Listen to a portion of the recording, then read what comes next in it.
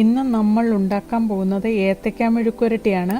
അത് ഉണ്ടാക്കുന്നത് എങ്ങനെയെന്ന് നോക്കാം. അതിന് വേണ്ട ഇൻഗ്രീഡിയൻസ് എന്തെല്ലാമെന്ന് നോക്കാം. ഞാനിവിടെ എടുത്തിരിക്കുന്നത് 2 ഏത്തക്കയാണ്. അത് തൊലി കളയാതെ ചെറിയ കഷ്ണങ്ങളായിട്ട് അരിഞ്ഞ് കഴുകി വൃത്തിയാക്കി എടുത്തിരിക്കുന്നതാണ് ഇത്. അതിലേക്ക് വേണ്ട ബാക്കി ഇൻഗ്രീഡിയൻസ് എന്തെല്ലാമെന്ന് നോക്കാം. 8-10 ചുവന്നുള്ളി ചെറിയ കഷ്ണങ്ങളായിട്ട് അരിഞ്ഞത്, 3-4 വെളുത്തുള്ളി ചെറുതായിട്ട് അരിഞ്ഞത്, കുറച്ച് തേങ്ങാക്കൊത്ത്, കുറച്ച് കറിവേപ്പില, ക്രഷ് ചെയ്ത മുളകാണ് ഞാനിവിടെ എടുത്തിരിക്കുന്നത്. ഇത്രയും ഇൻഗ്രീഡിയൻസ് ആണ് അത് ഉണ്ടാക്കാൻ വേണ്ടത്. അതിനി ഉണ്ടാക്കുന്നത് എങ്ങനെയെന്ന് നോക്കാം. ഒരു പാത്രത്തിലേക്ക് എണ്ണ ഒഴിച്ച് അതിലേക്ക് നമ്മൾ അരിഞ്ഞു വെച്ചിരിക്കുന്ന ചെറിയ ഉള്ളിയും വെളുത്തുള്ളിയും കറിവേപ്പിലയും ചേർത്ത് നല്ലതായിട്ട് വഴറ്റിയെടുക്കാം.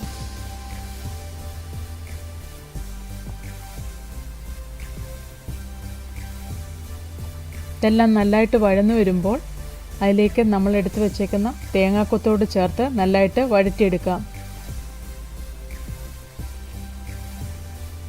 ഉള്ളിയെല്ലാം നല്ലതായിട്ടൊന്ന് വഴന്നു വന്ന് തേങ്ങാക്കൊത്തൊന്ന് വഴന്നു വന്നു കഴിയുമ്പോൾ അതിലേക്ക് നമ്മൾ ക്രഷ് ചെയ്ത് വെച്ചിരിക്കുന്ന മുളക് ചേർത്ത് കൊടുക്കാം.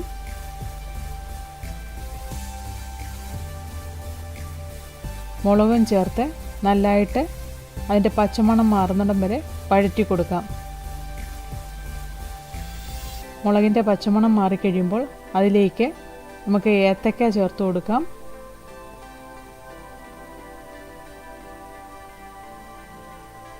കായും ചേർത്ത് നല്ലതായിട്ട് ഇളക്കി യോജിപ്പിച്ച്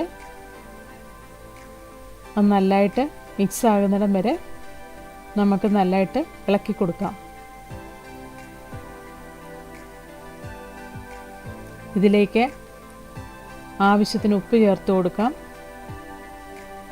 ഉപ്പും ചേർത്ത് നല്ലതായിട്ട് ഇളക്കി യോജിപ്പിക്കാം. ഇതെല്ലാം നല്ലതായിട്ട് ഇളക്കി യോജിപ്പിച്ചതിന് ശേഷം നമുക്കൊരു 1/2 കപ്പ് വെള്ളം ചേർത്ത് കൊടുക്കാം. കായൊന്ന് വേകാൻ വേണ്ടി മാത്രമുള്ള വെള്ളം ഒഴിച്ചു കൊടുത്താൽ മതി. എന്നിട്ട് മീഡിയം ഫ്ലെയിമിലിട്ട് അടച്ചു വെച്ച് ഇതൊന്ന് നമുക്ക് വേവിച്ചെടുക്കാം. ഇടയ്ക്കൊന്ന് തുറന്നു നോക്കി അതൊന്ന് ഇളക്കി കൊടുക്കണം. നമ്മുടെ കായിലെ വെള്ളമെല്ലാം വറ്റി വന്നിട്ടുണ്ട്.